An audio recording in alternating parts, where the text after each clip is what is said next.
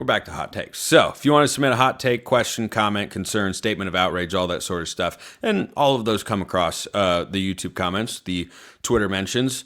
Not as many statements of outrage, but some from my Locked On Ducks insider crowd. Link in the description below. You can get a free 14-day trial. You get priority mailbag access. You get a bunch of other perks as well delivered right to your phone. And you can talk one-on-one with me all the time. So, one of you sent this question over. Quote, it's unlikely. Well, that's not the best way to start a hot take. But, he says, but I have a bold prediction for this season. Neither Dante Moore and Austin Novosad, should be Austin Novosad, keep the starting job. Whoa! I think both have a poor performance in the first 2 games, and Luke Moga continues his hot spring and starts against Northwestern. That's the 3rd game of the year, and leads Oregon to a 9-1 record. Oregon finishes 11-1, but mostly thanks to the defense in the first 2 games. So, I'm curious, in this bold prediction, is Luke Moga taking over for 2 quarterbacks who didn't play well but won the first 2 games? One of which is against Oklahoma State out of the Big 12. Interesting. I forgot to add that Moga will come in the second half against Oklahoma State and tear into them. Yes, there it is. Okay. So, Dante Moore plays against Montana State and looks overwhelmed. Novosad replaces him, starts against Oklahoma State, doesn't look good. Moga comes in, tears it up. Oregon goes 11-1. On the hot take meter, this is 9.9. I hesitate to give things a 10. On Spencer's scale of agreement, that this could happen, 0.1. 0.1. Again, I hesitate to give it a 0. Because, it's college football. Oregon once had a 5th-string quarterback come out, and pretty sure they won the Sun Bowl with Justin Roper at quarterback. Dude was 6'6" back there, slinging it behind center. So, I'm not in huge agreement there. I respect the boldness. You see why he prefaced it with, it's unlikely, but I have a bold prediction. That's about as bold as it gets.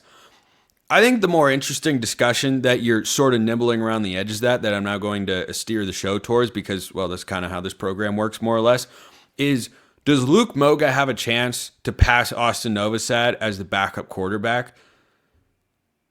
I think that feels a lot more likely now than it did 1 month ago, pre-spring game, to us, those on the outside looking in at the program. And, of course, Dan Lanning, Will Stein, and the entire staff see the stuff every day and have all the information that we got at the end of April. But that's why I'm really happy that Dan Lanning says as long as I'm here, there's going to be a spring game. Thumbs up, 10 out of 10, 5 stars, no notes. But I think that for Luke Moga, he has a trait that neither of the guys in front of him has. Dante Moore and Austin Novosad are pocket passers. They're not immobile. They can move. Neither one even runs as much or as successfully, I think, as Dylan Gabriel. You think about the best plays that Dylan Gabriel made last year. I think Novosad and Moore can make plenty of them on the run. Like the throw against Wisconsin on 4th and 9 to begin the 4th quarter after Dan Lanning hit the Uno reverse card with jump around there in Madison. Gosh, that was good. One of my favorite Ducks versus Thems ever. And I will never hear Jump Around by House of Pain the same ever again. I will always hear Dan Lanning going, when you hear that song, every time. So that sort of throw, both these guys I think can make. But take, for instance, the long touchdown run on the speed option against Oregon State, or the RPO touchdown run, it was like 27-ish yards against Ohio State to take the lead in the 4th quarter. Those are not plays that Will Stein is drawn up for Novosad or Moore. Like, when those guys run for a first down, I think we'll all be holding our breath going, oh, please don't get hurt. Not that they're, fragile or anything. It's just not something they do. It's not a feature of their game. Whereas it is the primary feature for Luke Moga.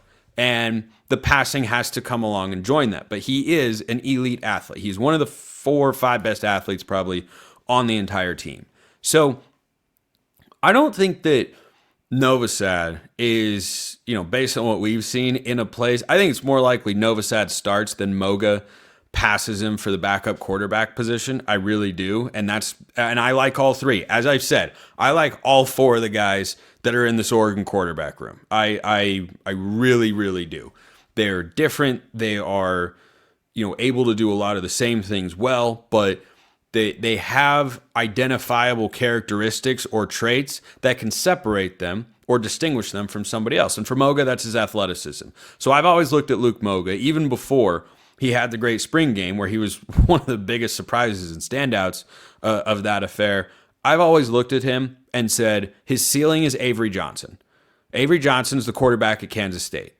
They were in the Big 12 championship picture last year. They will be in the Big 12 championship picture again this season.